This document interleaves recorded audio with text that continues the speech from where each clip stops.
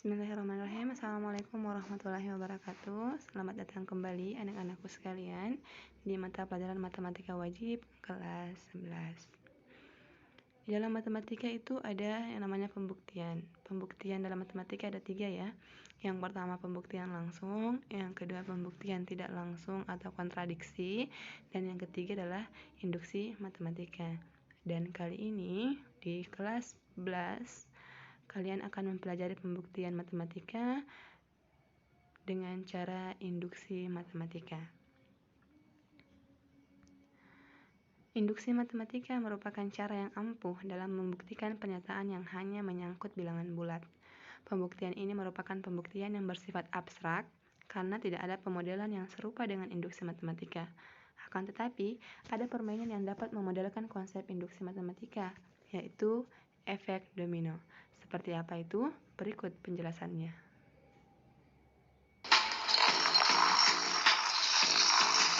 Domino adalah semacam permainan kartu generik. Di Indonesia, biasanya berbentuk kartu kecil berukuran 3 x 5 cm. Untuk mendemonstrasikan domino, kita memerlukan domino berbentuk batu.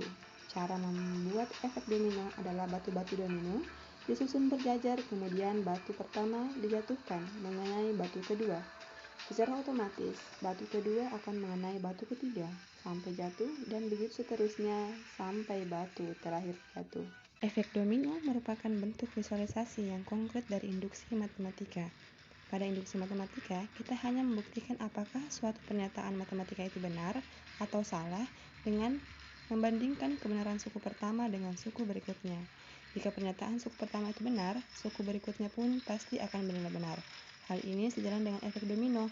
Pada efek domino, jika batu pertama jatuh mengenai batu kedua akan ikut jatuh mengenai batu berikutnya. Hal ini berlangsung terus-menerus sampai batu domino yang terakhir.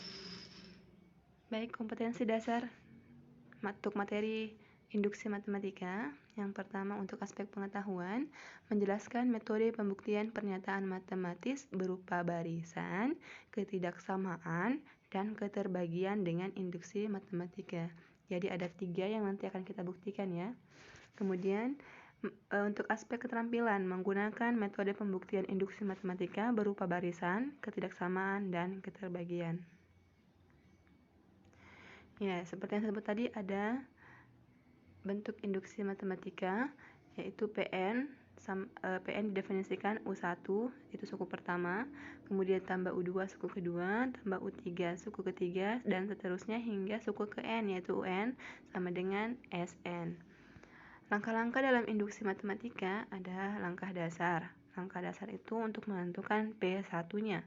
Kemudian yang kedua ada langkah induksi. Langkah induksi ya ada PK dan PK tambah 1 yang akan kita buktikan kebenarannya. Ya, P1 itu sama dengan U1 atau jumlah suku pertama, kemudian PK semua nilai N diganti dengan K, PK tambah 1 semua nilai N diganti dengan PK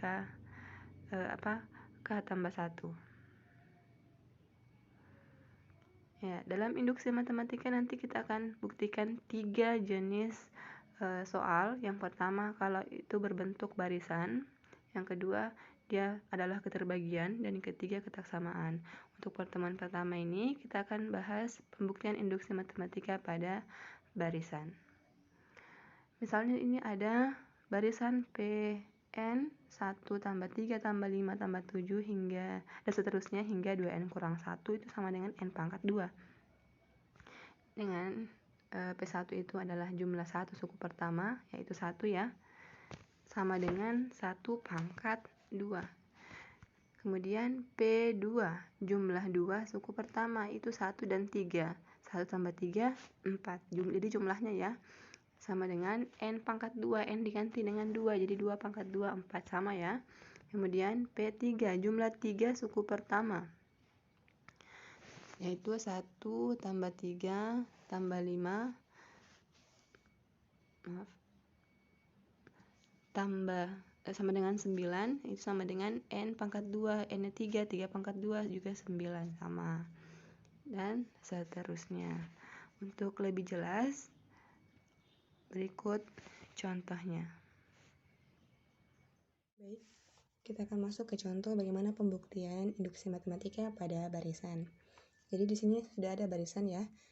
Kita akan buktikan Pn didefinisikan 1 tambah 3 tambah 5 tambah 7 dan seterusnya hingga 2n kurang 1 itu sama dengan n pangkat 2.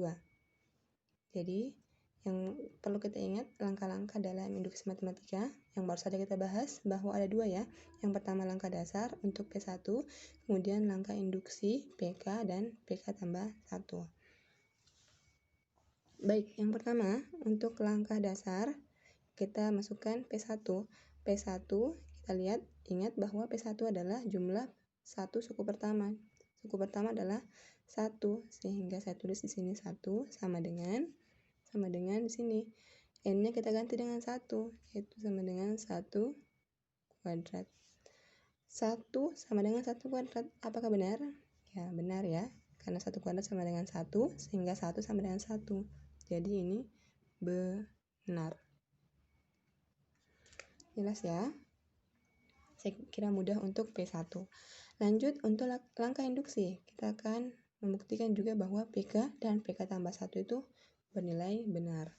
Yang pertama PK dulu. PK. Ya. Lihat di sini. Di sini PN, kita akan cari PK. Jadi N, semua N pada pernyataan kita ganti dengan K. Jadi saya tulis lagi 1 tambah 3 tambah 5 tambah 7 dan seterusnya sampai ya N diganti K. 2K kurang 1 itu sama dengan ya K kuadrat. N-nya ganti K ya, K kuadrat. Nah, ini kita asumsikan benar. Asumsi benar. Sehingga untuk P K tambah 1 juga akan kita buktikan benar. Jadi untuk P K tambah 1 ya sama, N-nya kita ganti dengan K tambah 1. Sehingga 1 tambah 3 tambah 5 tambah 7 tambah dan seterusnya sampai ya kita ganti N-nya dengan K tambah 1. Jadi 2 kali K tambah 1 kurang 1 sama dengan ya K tambah 1 pangkat 2.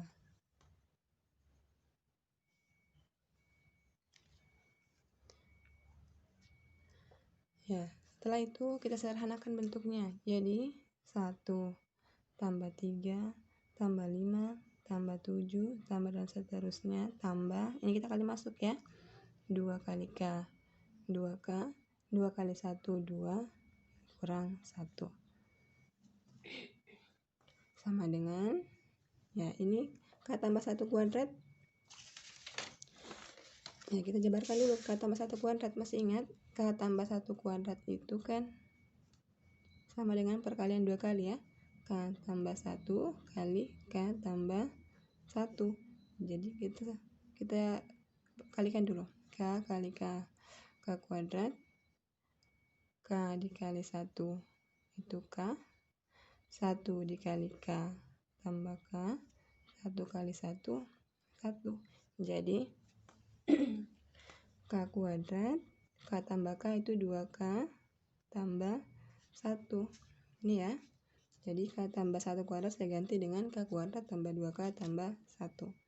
K kuadrat tambah 2K tambah 1.